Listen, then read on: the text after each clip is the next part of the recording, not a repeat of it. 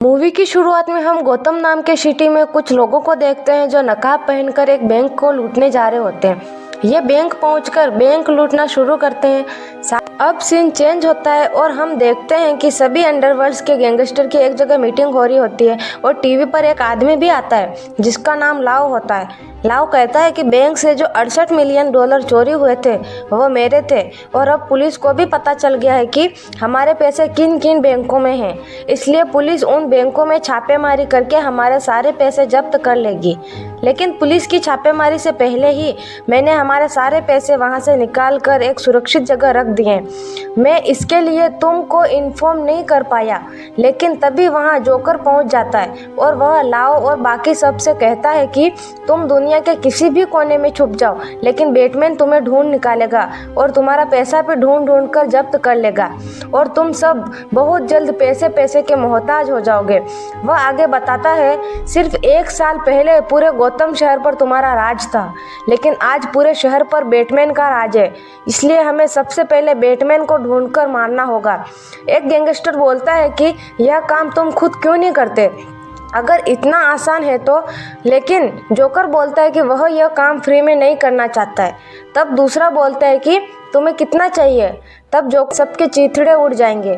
यह देखकर सब डर जाते हैं, लेकिन जो गैंगस्टर जोकर को मारने खड़ा हुआ था वह बोलता है कि मैं इस जोकर की सुपारी देता हूँ, इसे जो मुर्दा लाए उसे $5 लाख दूंगा और जो जिंदा लाया। और एक वो जज होती है जिसने उन सब क्रिमिनल्स के खिलाफ फैसला सुनाया था। बैटमैन वहाँ से जाने लगता है, लेकिन हार्वी डेंट चिल्लाता है कि तुम हार नहीं सकते, लेकिन बैटमैन वहाँ से चला जाता है। बैटमैन को अब इस बात का पछतावा होने लगता है कि जोकर उसकी वजह से लोगों को मार रहा है और इसी पास पहुंचकर पकड़ने ही वाला होता है। तभी जेम्स पुलिस वाला वहां आ जाता है और जोकर को गन पॉइंट पर लेकर उसे पकड़ लेता है।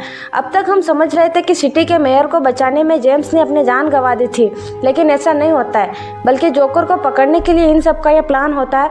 अब इस काम के लिए जेम्स का प्रमोशन कर दिया गया और हार्वी डेंट को छोड़ दिया है, क्योंकि यह पता चल गया है कि हार्वी डेंट बैटमैन नहीं है।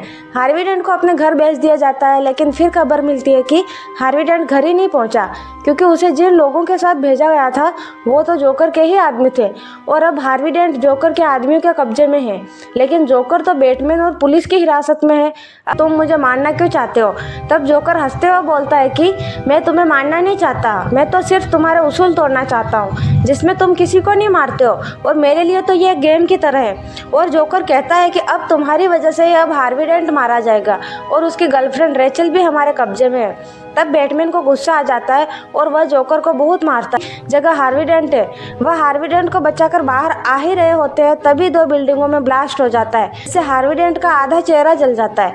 वही जेम्स भी रेचल को नहीं बचा पाता है। दूसरे सीन में हम देखते हैं कि जोकर जेल से भाग गया होता है और साथ में उस लाओ को भी ले जाता है, जैसे सारे क्रिमिनल्स और अंडरवर्ल्ड के लोगों के पैसे के बारे में इस शहर को तहस नहस कर दूंगा।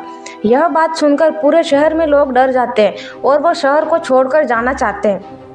अगले सीन में हम हार्वी डेंट को देखते हैं जो उस आदमी को ढूंढ रहा है जो रेचल को किडनैप कर उस जगह ले गया था जहां उसकी मौत हुई। अब हम हार्वी डेंट का बिल्कुल दूसरा रूप देखते हैं जो अब बदल चुका है और बदला लेने की भावना से ओतप्रोत है। अब वह सिक्का उछल कर लोगों की लाइफ का फैसला करता है और उन्हें मारता भी है।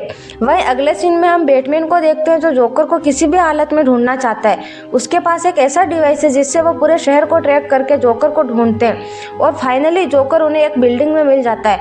जोकर उस बिल्डिंग में कई मासूम लोगों को मुंह पर पट्टी बांधकर हाथ में नकली गन पकड़ाकर पहरेदारी में खड़ा रखा हुआ होता है, ताकि जैसे ही बैटमैन और पुलिस आए इन मासूम लोगों को मार दे। लेकिन जोकर की इस चाल को बैटमैन समझ जाता है और उन सब मासूम लोगों को बचा लेता है।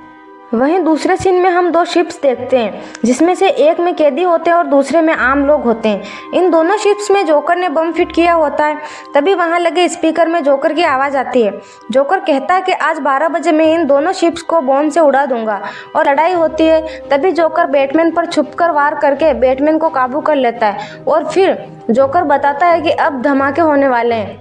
लेकिन बैटमैन कहता है कि ऐसा कुछ नहीं होने वाला है और तभी घड़ी में 12 बज जाती है। शिप में दोनों शिप वाले लोग रिमोट नहीं दबाते और इंसानियत के नाते रिमोट को रख देते हैं। लोगों को ऐसा नहीं करते देख जोकर को दुख होता है, लेकिन जोकर के पास भी एक रिमोट है जिससे वो दोनों शिप को उड़ा सकता है। वह बटन दबाने ही वाला होता है, तभी बैटमैन उसे बिल्डिंग से नीचे फेंक देता है। कब्जे में जेम्स का परिवार होता है। जेम्स की फैमिली को वह इसलिए पकड़ता है क्योंकि जेम्स ने करप्ट ऑफिसर्स को अपनी टीम में लिया था जिनके गद्दारी से रेचल को खोना पड़ा, और हार्वी डेंट ने ऐसा करने से मना भी किया था, लेकिन जेम्स ने उसकी बात नहीं मानी थी।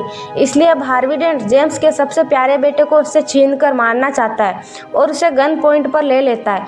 तभी वहाँ बैटमैन आ जाता है और वह हार्वी डेंट को समझाने की कोशिश करता है कि जोकर यही तो करना चाहता था। वह उसकी पूरी इमेज जोकर ने खराब कर दी थी। हार्वी डेंट शहर का हीरो था, लेकिन जब लोगों को पता चलेगा कि उसने लोगों को मारा जिसमें से 2 पुलिस वाले शामिल थे, तो लोग उसे मुजरिम कहेंगे। तब बैटमैन कहता है कि मैं बुराई की जीत नहीं होने दूंगा। उसने जो भी जुर्म किया है वह मुझ पर डाल दो ताकि दुनिया हार्वी डेंट को ही हीरो समझ सके, क्योंकि वह दुनिया के सामने एक चेहरा था।